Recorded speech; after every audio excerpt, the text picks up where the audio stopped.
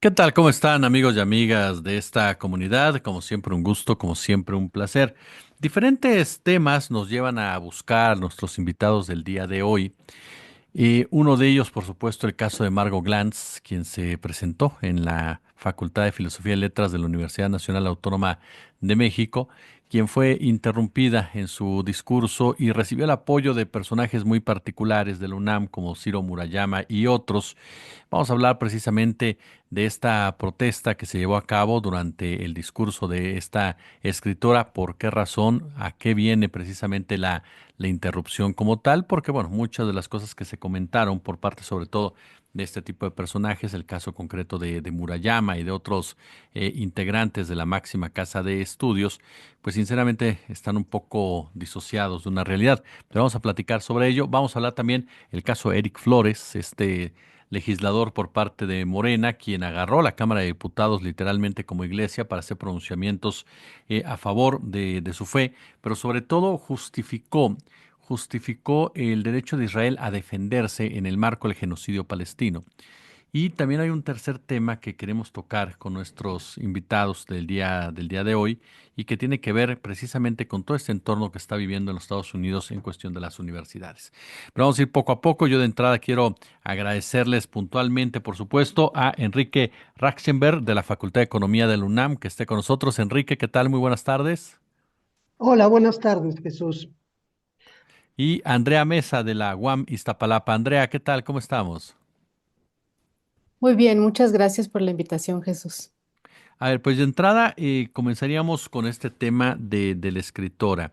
Se presenta esta situación, ¿por qué se presenta esta interrupción? ¿Qué es lo que pasa en torno a este tema? Enrique, comenzaría contigo. Bueno, yo quisiera aclarar que esa interrupción tuvo, o como la llamas, interrupción, tuvo lugar después de 40 minutos de iniciada la charla de Margot Glantz.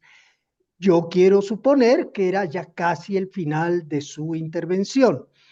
Eh, por lo tanto, no es que hayan irrumpido en la, en la presentación de su conferencia, sino que prácticamente al final. Bueno, ¿en qué contexto se da esto? Se da en el contexto de una serie bastante larga de retweets de esta afamada escritora y universitaria, donde expresa o reproduce un sentimiento, un discurso totalmente islamofóbico, eh, y sobre todo en el contexto de del genocidio de la población palestina, tanto en Gaza como en Cisjordania.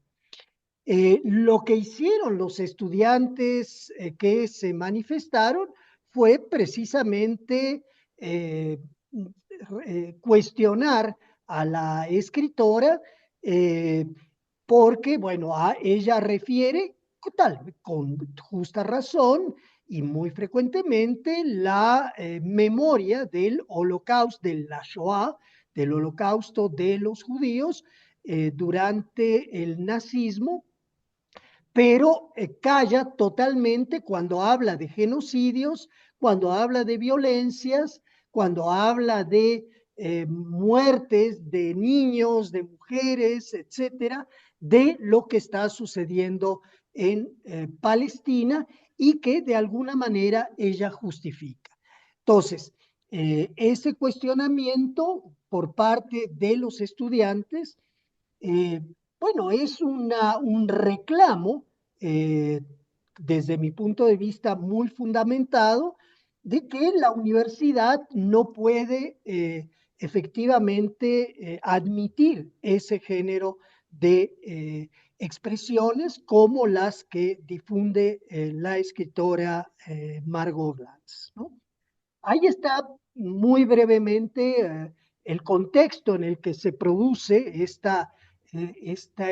este acto, que efectivamente ya, eh, hizo que muchos, bueno, 93 académicos, etcétera, entre los cuales se encuentran los que tú acabas de mencionar, eh, reclamando que eso fue, ese acto, esa inconformidad por parte de los estudiantes, era una manera de coartar la libertad de expresión. Bueno, eh, desde mi punto de vista, no están coartando una libertad de expresión. Reitero, es una intervención que tiene lugar después de 40 minutos de iniciada la charla. Si hubiera sido al inicio, tal vez sería factible o más legítimo alegar eso. No es el caso, ¿no? No es el caso. Por lo demás, estas 93 personas que eh, firmaron ese desplegado, eh, ese documento, jamás se han pronunciado en torno al genocidio, ¿no? En torno al genocidio que, entre otros, nuestro colectivo, Académicos con Palestina contra el genocidio, eh, intentamos que la Universidad Nacional eh, tomara una actitud mucho más firme respecto a lo que está sucediendo en Palestina. Querido Enrique, un favor nada más. ¿Te puedes de repente hacer un poquito para atrás tú de la toma? Exacto, porque te cortaste un poquito durante el momento que hablabas. Exacto. Sí, Andrea, sí. este punto que plantea Enrique, porque sí, si uno escucha lo que ha escrito Raúl Trejo del Abre y otros más, es atentaron contra la libertad de expresión, son unos intolerantes, pero como bien dice Enrique, fueron 40 minutos en los cuales se expresó una opinión, se expresó un punto de vista que por supuesto genera muchísima polémica y requiere cuestionamientos por lo que se está viviendo en el mundo. Sí, yo creo que también es importante pensar en términos de lo que es el poder y el poder de una voz intelectual tan, pues tan arraigada como es la de Margot Glantz. Ella es una escritora que ha tenido pues poder e influencia también en el ámbito literario y académico, y a mí me parece pues importante contrarrestar, digamos, el poder de una voz tan importante en la literatura, pero que se expresa de forma acrítica, que está apoyando un genocidio, que sobre todo lo que a mí me llama la atención de los retweets de Margot Glantz es también cómo apoya un discurso islamófobo que está muy cuestionado en varias academias a nivel mundial, pero que ella, digamos, pues enfatiza, ¿no? Con sus tweets. Son actos que llevan al otreamiento de un pueblo que está siendo genocidado y lleva al racismo, ¿no? De esta población. Entonces yo creo que sí es muy pertinente a estas voces de poder, pues cuestionarlas, también interrumpirlas, y eso es parte, me parece, de la dinámica también pues, que tienen las universidades. Yo quería comentar, pues sí, que es importante hacer estos actos porque la obra de Glantz, por ejemplo, pues ha ahondado mucho sobre el tema de la memoria y del rescate de la memoria. Sin embargo, las acciones, ¿no? que ha llevado a cabo lo que tienen como consecuencia es el borramiento de la memoria de otros pueblos. Y esto también me parece importante decirlo, y a mí me extraña también el apoyo de ciertos académicos, porque yo creo que como académicos también conocemos el valor de la historiografía, por ejemplo, de todo el conocimiento en torno a la Palestina histórica, el conocimiento en torno al conflicto, y son cuestiones de las cuales se escribe en las universidades. Entonces, tener a alguien que borra toda, no solamente la memoria del otro, sino también una producción académica en la universidad que está pisando, me parece grave y me parece importante pues contrarrestarlo, ¿no? Estas voces y no es un atentado a la libertad de expresión, al contrario, es una dinámica natural de una universidad, sobre todo del tamaño de la UNAM. Porque hay un momento en el cual quieren normalizar el tema, Enrique. Hablamos de un genocidio y sin embargo lo quieren, no sé si decirle legitimar, pero con su propia indiferencia o con su propia indolencia, lo estás normalizando de cierta manera y estás justificando los actos que se están llevando en contra de una población. Mira, yo creo que el término adecuado es justificación. Eh, Ahí hay una de las grandes mentiras que se han construido eh, desde hace tiempo, pero que ahora se han agudizado por parte de la llamada Hasbara, es decir, de todo el andamiaje publicitario del Estado de Israel y que consiste en que lo que está sucediendo en la franja de Gaza particularmente es una defensa, es una acción de defensa frente a las agresiones de los palestinos y particularmente del grupo Hamas. Yo no voy a defender al grupo Hamas. Lo que quiero decir y que me parece fundamental que todos, todas, lo incorporemos a nuestra interpretación de lo que está sucediendo en Medio Oriente, es que la historia no empieza el 7 de octubre de 2023. Esta historia empieza mucho antes y por lo menos a mediados del siglo XX o a partir de 1948, cuando se funda el Estado de Israel, que va a implicar el desalojo, el destierro de una enorme parte de la población palestina asentada en ese territorio durante siglos y siglos. Entonces, lo que sucede el 7 de octubre de 2023 es un escalón, un hecho en una larga historia de destierro, de producción de refugiados, etcétera, y que y en ese sentido el argumento de una defensa, de una acción defensiva, de muchas acciones defensivas por parte del Estado de Israel en contra de Gaza, me parece muy equívoco. Y en ese sentido, hablar de defensa es una justificación. Bueno, la normalización o la naturalización del genocidio eh, acontece, acontece de manera paradójica. Eh, Cuando se hace referencia a la indiferencia que el mundo tuvo durante el exterminio de los judíos en Europa, se alega que la gente no sabía. Bueno, es probable que algunos no supieran, muchos sí sabían y fueron totalmente indiferentes. Pero lo que hoy sucede en Palestina, todo mundo lo sabe.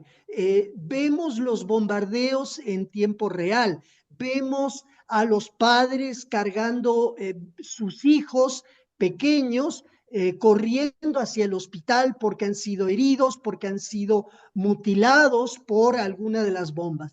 Lo vemos en la televisión, lo vemos en la computadora, en todas las plataformas, y hay una suerte de normalización y naturalización de eso que estamos viendo, que es una verdadera, que es una masacre, que es un genocidio.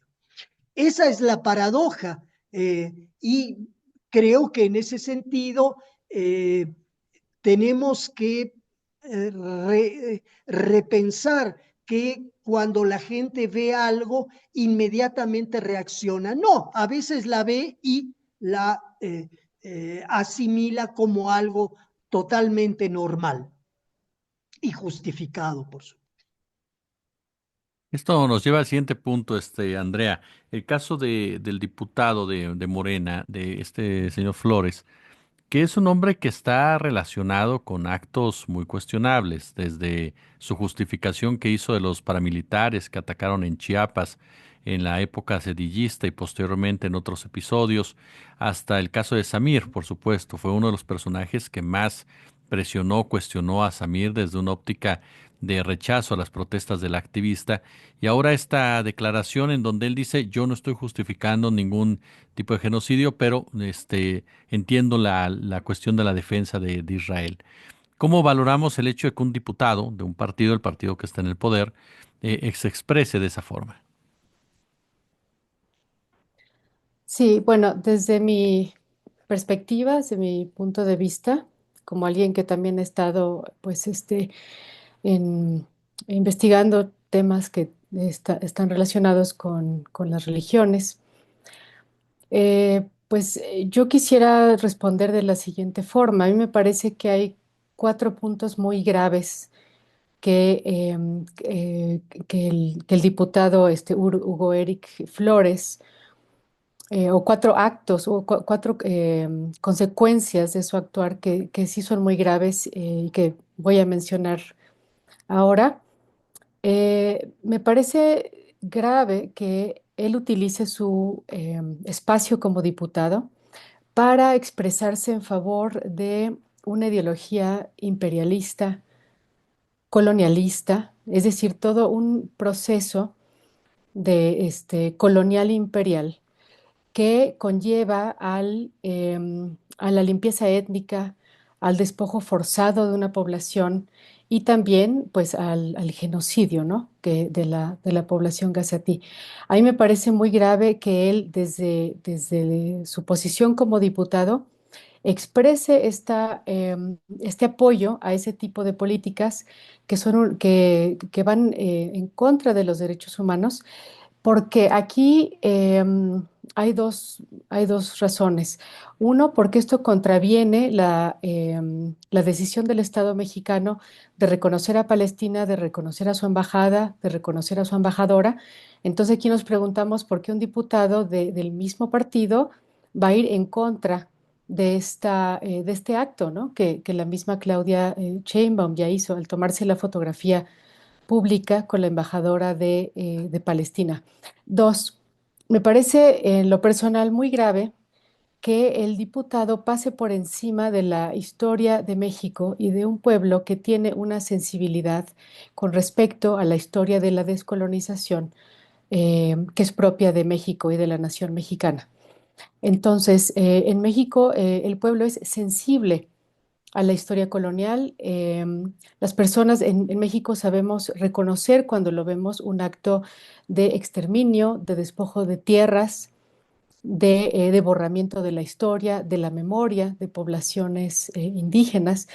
Entonces, yo creo que esto es lo que hace a México también un país especial y consciente en un sentido histórico, y que también ha construido su historia nacional pues como parte de un inacabado proceso de descolonización. Entonces, me parece que el hecho de que un diputado desde su posición pase por encima de toda esta conciencia colectiva, y del propio gobierno, para afianzar una política imperialista y colonialista que es muy afín a lo que es Donald Trump, por ejemplo, lo que está haciendo Donald Trump en los Estados Unidos, y también otros países del norte global que apoyan al Estado de Israel y que no cuestionan el genocidio en Palestina.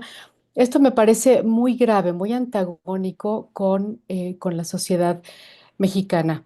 Pero hay otros dos puntos que me parecen también muy graves del actuar del diputado. Y el primero es que al usar de cierta forma su posición y su poder, él está enviando un mensaje muy problemático a la opinión pública acerca de las comunidades cristianas en México, porque el público normalmente asocia la parte con el todo, y él lo que está haciendo es hacerse de alguna forma, el representante de las comunidades cristianas en México que son diversas, que es un fenómeno complejo, que son comunidades que no tienen un líder, como por ejemplo en el caso del catolicismo, que los católicos reconocen al Papa, por ejemplo, como líder.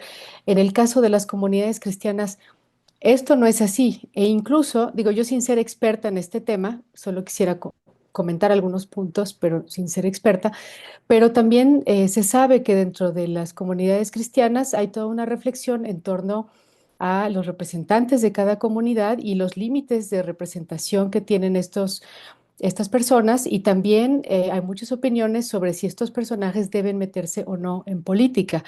Entonces, algo tan complejo como es, digamos, las comunidades cristianas en México, él lo está simplificando al de pronto volverse una especie de portavoz de las comunidades, lo cual es un abuso a las comunidades y a la representación, digamos, de estas comunidades, sobre todo porque em, hay diferencia de opiniones en muchos temas, y al él decir, bueno, pues yo soy cristiano, convoco a la marcha, una marcha que además parece que lleva mucho tiempo y que no es de él tampoco. Él se está apropiando simbólicamente de la representación de comunidades y de personas que pueden no opinar lo mismo, y seguramente no todos lo hacen, en relación al tema, al apoyo de Israel y al genocidio en Palestina. Entonces, este actuar a mí me parece por parte de él muy irresponsable y muy nocivo con sus propias comunidades y con la opinión pública. Por último, también quisiera mencionar otro aspecto que me parece muy grave del actuar de Hugo Eric Flores, y es que cuando él dice, por ejemplo, que él apoya el derecho de Israel a gestionar la Franja de Gaza, pero que esto no significa ningún genocidio. Aquí, bueno, además de que esto no puede ser cierto, porque obviamente un poder ocupante, si yo digo, bueno, un poder ocupante apoyo que tenga la gestión sobre un pueblo ocupado, obviamente se está dando pie a que se cometan todo tipo de violaciones a los derechos humanos. Para empezar, ¿no? Para empezar con este comentario.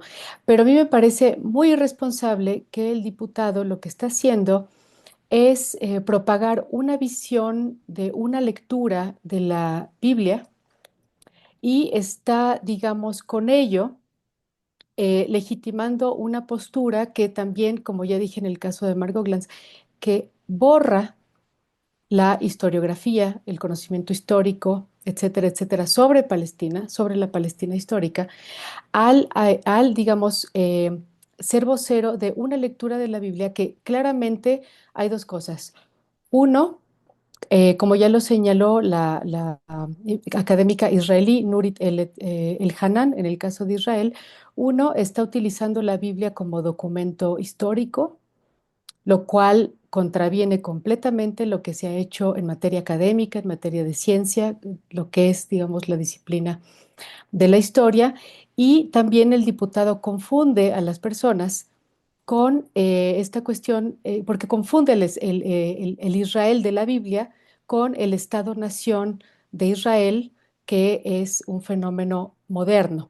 Entonces, al no separar los fenómenos, al ponerlos como algo en conjunto, él está pasando por encima de todo un conocimiento académico, científico, y nosotros como académicos obviamente nos damos cuenta de la gravedad de eso. ¿Por qué? Porque lo está haciendo desde un espacio de poder político, y esto también se difunde en la opinión pública, que es al parecer lo que él quiere, ¿no? O sea, dar este mensaje de veracidad de una única lectura de la Biblia, y esta lectura de la Biblia se parecería pues a lo que es o más bien es parte del sionismo cristiano, que es lo que representa Donald Trump.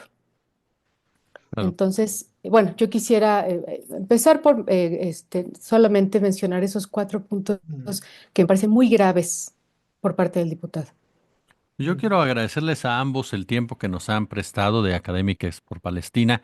Mi querido Enrique, muchas gracias por esta plática. No, al contrario, soy yo el quien te agradece. ¿Podría agregar algo? Adelante, adelante. Mira, es de alguna manera enfatizar algunas cuestiones que Andrea acaba de exponer muy claramente, eh, y son las siguientes. La primera tiene que ver con, efectivamente, la construcción del Estado moderno mexicano.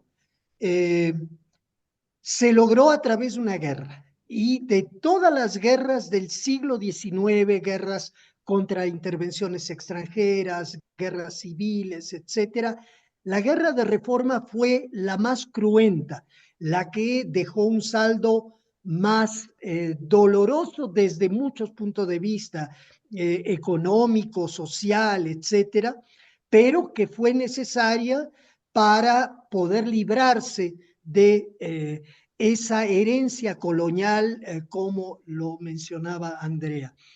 Eh, plantear, plantear lo que el diputado Flores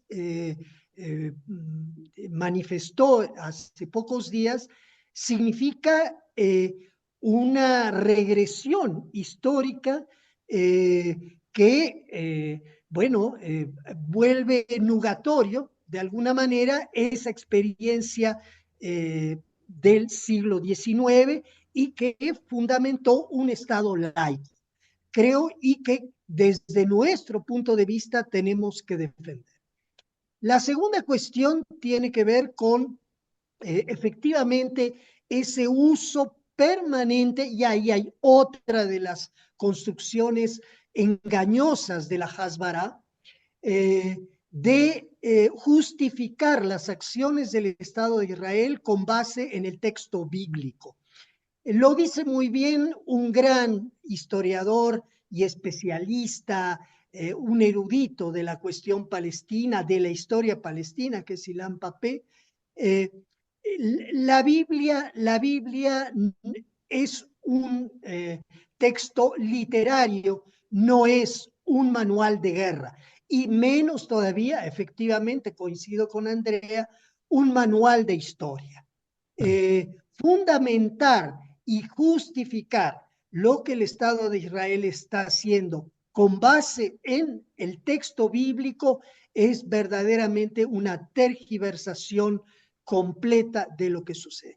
Tercer lugar, y con esto concluyo, efectivamente no puede sino sorprendernos, enojarnos esta declaración del diputado Flores, pero también nos resulta sorprendente que la Cámara de Diputados, y sobre todo quien la preside, no haya salido inmediatamente a cuestionar los propósitos del diputado Flores. Es una alianza muy extraña, y que nos deja muchas dudas sobre lo que Morena quiere llevar a cabo como proyecto transformador, aliándose con una de las fuerzas y de los pensamientos más conservadores que tiene México. Querida Andrea, muchísimas gracias. Sí, muchas gracias. No sé si pueda añadir algo Adelante, para adelante. terminar. Sí, bueno, aquí hay dos puntos. Yo creo que sí debemos ser enfáticos en señalar y parar estos comportamientos, porque también, y paso al tema de los Estados Unidos, estamos viendo cómo la censura en los Estados Unidos es muy fuerte, y cómo también políticos, no solo Donald Trump, sino el vicepresidente Vance, se han manifestado contra las universidades y se han manifestado contra ellas como algo que les estorba. Parece que el conocimiento les estorba de sobremanera para el proyecto político que tienen planeado, y estamos viendo pues una serie de amenazas a universidades, de financiación de las universidades, y lo más grave, el secuestro de estudiantes que se han manifestado por Palestina. Me parece que ayer también tomaron preso al segundo, y lo que esto significa es muy grave, porque lo que están diciendo es que no van a permitir ninguna solidaridad con Palestina, y que el Estado es capaz de pasar por encima de los derechos eh, no solo de los derechos humanos de las personas, sino de sus derechos jurídicos. Es decir, están pasando por encima de visados que ya habían sido aprobados, de green cards que ya habían sido también expedidas, de ciertos permisos de residencia que normalmente no son revocables de esta forma. Entonces, hay una situación muy grave, ¿no? Que está en los Estados Unidos, que también está en Alemania, donde ya se empezaron a deportar personas que no deberían de ser deportables como miembros de países de la Comunidad Europea. No son candidatos de deportación, sin embargo, Alemania también los está deportando. Esto con una censura también al conocimiento académico. Entonces yo creo que como académicos sí nos debemos de preocupar y parar en seco estas iniciativas que claramente expresan que les estorba no solo el conocimiento académico, sino también la solidaridad que muestran los académicos y los estudiantes con los pueblos oprimidos. Yo quiero agradecerle a ambos, de verdad, muchas gracias por su tiempo. Gracias nuevamente, Jesús. Muchas gracias.